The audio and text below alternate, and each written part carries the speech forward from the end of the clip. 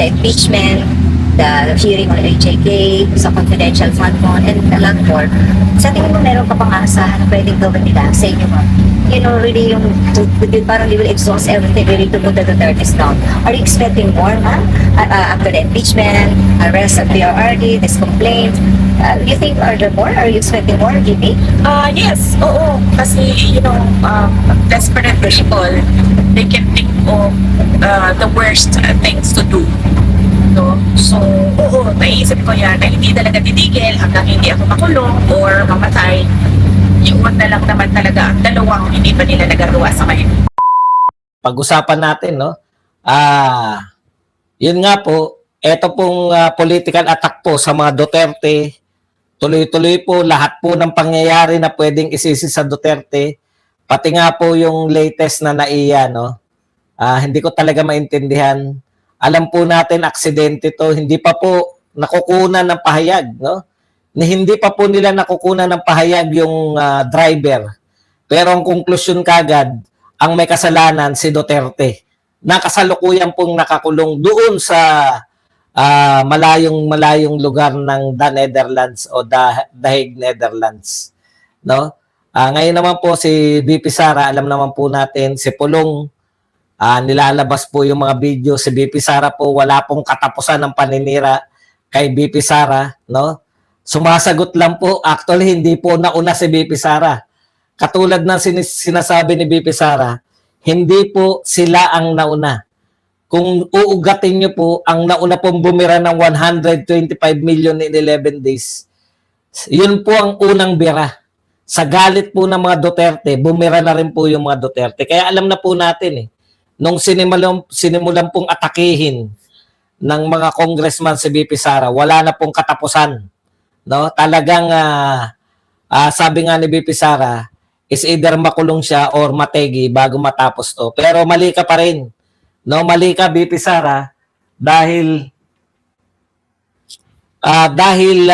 hindi matatapos yan kung makukulong ka lang. Alam mo ba? Yung tatay mo nga, no, si Tatay Digong, nakakulong na't lahat. Naroon na po sa may malayong lugar na yung pinagdalhan para mapakulong, no? Sa The Hague, Netherlands. Pero tuloy-tuloy pa rin po ang pag-atake.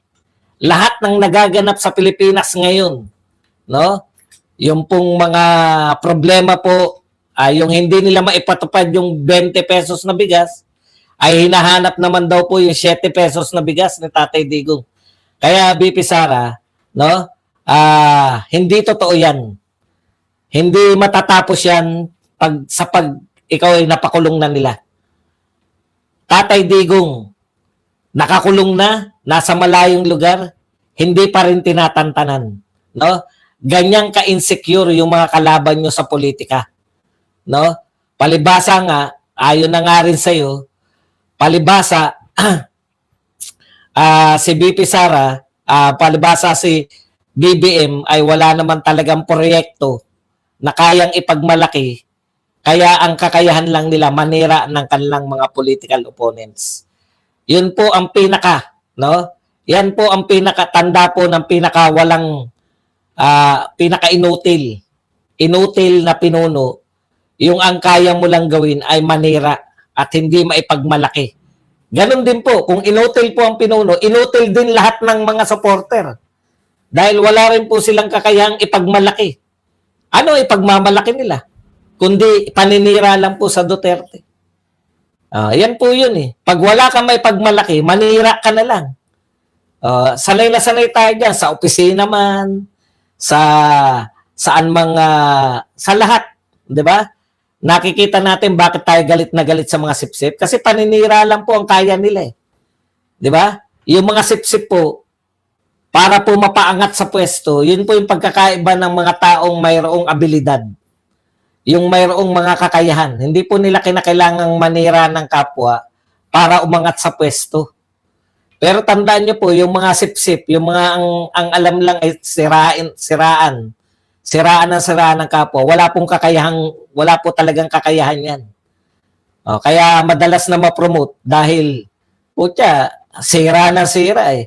Yung pinuno, yung sinisipsipan, galit din dun, marunong din. Parang si Auntie Claire, di ba?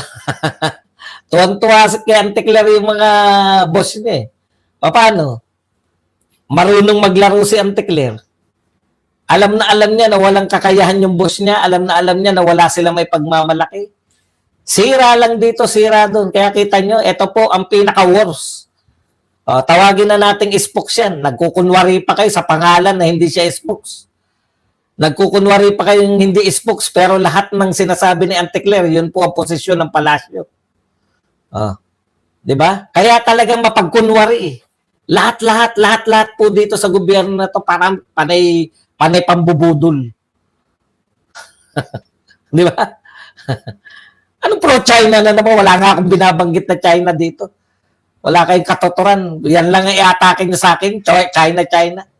Wala namang katotoran. Kasi nga, paninira lang alam nyo.